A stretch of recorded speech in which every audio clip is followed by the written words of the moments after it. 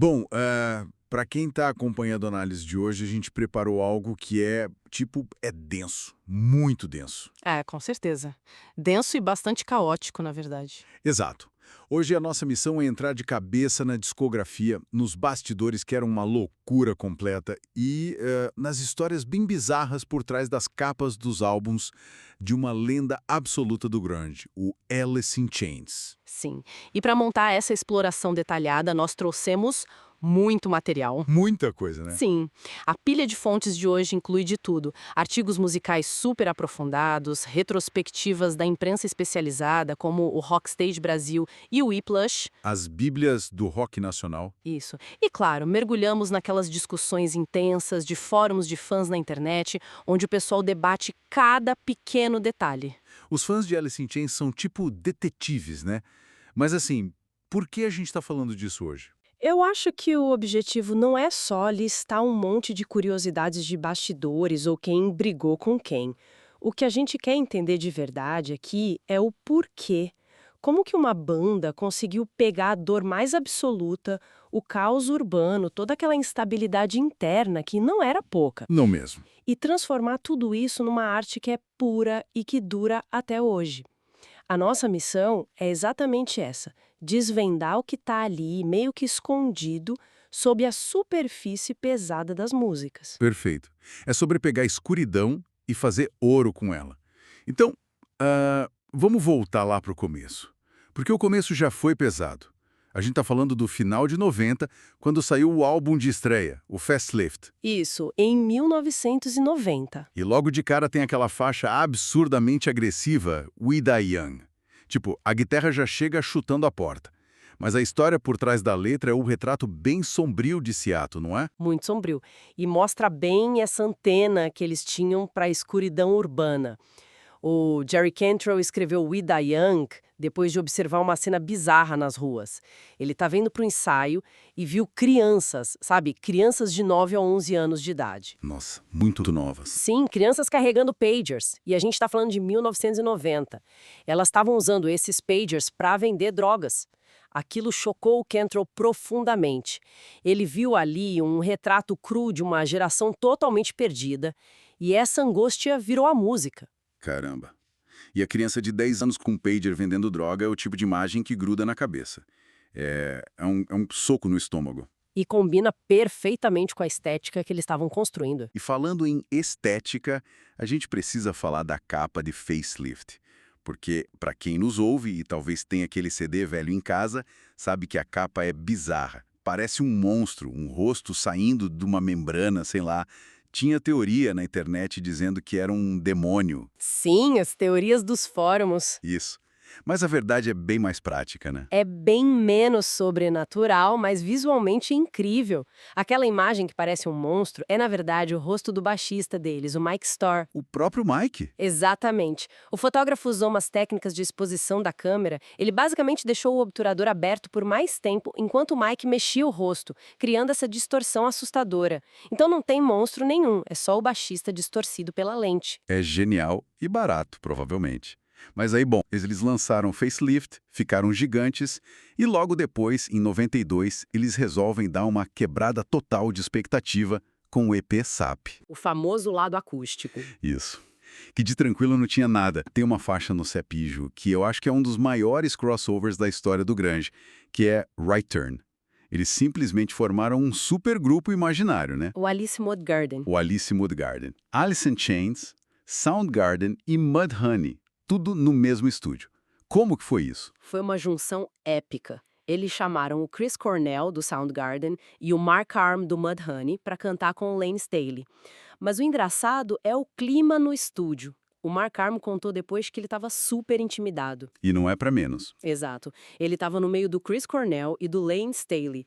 São, sem exagero, duas das vozes mais potentes e singulares daquela geração. Mas a ironia é que, mesmo morrendo de medo, o Mark entregou uma performance vocal tão absurda, tão rasgada, que a galera no estúdio descreveu o que ele fez como a voz da morte. A voz à morte. Isso é muito bom. Ele achou que ia passar vergonha e no fim roubou a cena. E o Sarr também mostra uma coisa que quem não conhece a fundo a banda talvez não perceba: o humor. Sim, um humor muito peculiar. Especialmente na faixa Love Song. Para quem nunca ouviu, Love Song não é uma música de amor, é uma loucura de estúdio. O baterista, o Sean Kinney, foi tocar piano. E o Lane foi pra bateria. Isso. Todo mundo trocou de instrumento e os vocais foram gravados através de um megafone. Parecia uma banda de garagem de gente bêbada brincando. E isso é o primeiro grande indício do que a gente pode chamar de humor autodepreciativo deles. É uma ferramenta, sabe? Eles escreviam sobre as coisas mais pesadas do mundo, mas no estúdio eles precisavam dessa quebra de tensão. Era uma forma de não serem consumidos pela própria escuridão que eles cantavam. É uma válvula de escape perfeita. E, cara, eles precisariam muito dessa válvula logo em seguida. Porque a gente chega em 1992, no álbum Dirt, que é tipo o auge criativo e comercial deles. É o disco mais vendido da banda. O mais vendido. Mas a gravação desse álbum, o ambiente em que isso foi feito, parece que foi um roteiro de filme de desastre. Eles estavam em Los Angeles, não é? Sim, e isso é crucial para entender o peso do álbum. Eles estavam em Los Angeles para gravar o Dirt exatamente no meio de 92. Para quem acompanha a história, foi quando estouraram os tumultos de Los Angeles, logo após o veredito do caso Rodney King. A cidade estava literalmente em chamas. O caos absoluto na rua. Um ambiente infernal. A situação ficou tão perigosa, com saques e incêndios, que eles não podiam continuar no estúdio. Eles tiveram que fugir da cidade até a poeira baixar, e eles foram para o deserto, para Joshua Tree. Fugir pro deserto. E eles não foram sozinhos, né? Não, eles foram junto com o Tom Araya, o vocalista do Slayer. O que torna a viagem 1000 vezes mais metal. Com certeza. E o Tom Araya acabou até participando do disco. Verdade. Na faixa Iron Gland. E eu adoro essa história. Porque a Iron Gland é basicamente um riff que o Jerry Cantrell criou e o resto da banda odiou. Eles detestaram a música. Eles acharam péssima. Mas o Jerry bateu o pé. Ele colocou a música no disco, chamou o Tom Araya do Slayer para fazer os vocais convidados, que são os gritos assustadores, e prometeu que, se eles gravassem, ele nunca mais tocaria aquilo ao vivo. Um acordo justo. Totalmente. Mas voltando pro Dirt, a capa desse disco é provavelmente uma das mais icônicas da década. Aquela mulher semi-enterrada no deserto, isso gerou uma das maiores lendas urbanas da época. A lenda da Demer Parrott. Essa mesma. A internet, antes mesmo de ser o que é hoje, os fóruns e zines de fãs, todo mundo jurava que a modelo enterrada na capa era a Demer, que era namorado do Lane Staley na época. Esse foi um boato muito duradouro, mas a verdade é que foi a modelo Mariah O'Brien. E honestamente, quando a gente analisa o contexto, foi um alívio gigante não ser a namorada do Lane. Por causa da letra, né? Exatamente. Se a gente for olhar as letras da faixa título Dirt, elas são angustiantes. O Lane canta de forma muito visceral sobre um relacionamento extremamente tóxico, sobre se sentir menor, sobre a morte. Colocar a própria namorada semi-enterrada na capa de um disco com essas letras seria terrivelmente constrangedor. Seria insano, até pra eles. E o ciclo do Dirt também trouxe o baixista Mike Inez pra banda, que substituiu o Mike Starr. E a história da contratação dele é hilária. A história do Ozzy. Convite pra ele se juntar à banda. Só que o Mike ficou na dúvida, afinal, ele tocava com o Príncipe das Trevas. É um emprego seguro. Mas aí o Ozzy Osbourne chama o Mike, olha bem nos olhos dele e diz que se ele não aceitar ir pra Europa em turnê com os caras do grunge, levaria uma semana pro Ozzy conseguir tirar o pé do traseiro dele. Essa anedota é maravilhosa. O próprio Ozzy empurrou ele pro Alice in Chains porque sabia que era o lugar certo pro Mike naquele momento. O Ozzy abençoando a transição. Só que aí o tempo passa e a gente entra na parte mais dolorosa da história. 1995. O terceiro álbum, que é o auto-intitulado, mas que todo mundo chama de Tripod. O álbum do cachorro. Sim, a capa é literalmente um cachorro de 3 pernas. E tem até detalhes sobre essa foto, não tem? Tem sim. A capa original ia ser diferente, mas eles escolheram essa foto que chegou no estúdio por fax. Uma imagem com aquele grão de fax super crua de um cachorro de 3 pernas andando pelas ruas de Los Angeles. E isso combinava muito com a energia fragmentada que a banda estava vivendo. Fragmentada é a palavra. A desintegração estava acontecendo ali em tempo real. O projeto desse disco inicialmente começou quase como se fosse um trabalho solo do Jerry Cantrell. A banda estava muito distante. Mas, de alguma forma, eles se juntaram e acabou virando o último álbum de estúdio com Len Staley nos vocais completos. E a gravação foi uma tortura. O relato de quem estava lá é que a produção foi realmente dolorosa. Eles faziam sessões exaustivas de 12 horas diárias e, por causa da instabilidade do Lane com os vícios dele, eles custaram uma fortuna só em fitas magnéticas, porque a máquina estava sempre rodando, esperando ele conseguir gravar alguma coisa. Tinha vezes que ele ficava horas trancado no banheiro. Sim, e ele não estava só se escondendo. Muitas vezes ele estava lá dentro escrevendo as letras na hora, no meio do caos, e saía pronto para gravar. Era genialidade misturada com pura exaustão. E essa exaustão também vinha de fora, da pressão de todos os lados. E eles usaram o álbum para atacar isso de frente. O deboche deles virou música. A faixa Grind, por exemplo. Grind é um ótimo exemplo. A imprensa estava publicando um monte de boatos na época, diziam que a banda tinha acabado e até que alguns membros tinham morrido. Eles pegaram essa raiva e transformaram na música. É um recado direto. E também tem Sludge Factory, que é maravilhosa, porque é uma indireta, ou melhor, uma direta mesmo, para os executivos da Columbia Records. Os engravatados chegaram exigindo que o disco ficasse pronto em 9 dias. 9 dias para um disco daquele tamanho. O que, dada a situação deles no estúdio que acabamos de mencionar, era impossível. Completamente irreal. Mas sabe o que me impressiona? Eles estavam na pior fase pessoal, quase desmoronando, pressionados por executivos. E ainda assim, eles gastavam tempo e dinheiro nas coisas mais absurdas. A faixa Frogs é a prova disso. Essa história das gravações de Frogs é fascinante. Para quem nos ouve ter noção do nível de loucura, eles gastaram cerca de $10 mil. $10 mil na locação de um estúdio. E para quê? Eles não foram tocar dentro do estúdio. Eles alugaram um lugar inteiro só para poder colocar microfones do lado de fora e gravar o coachar dos sapos do lago que tinha ali perto. Apenas para colocar de fundo na música. Sim, e tem mais.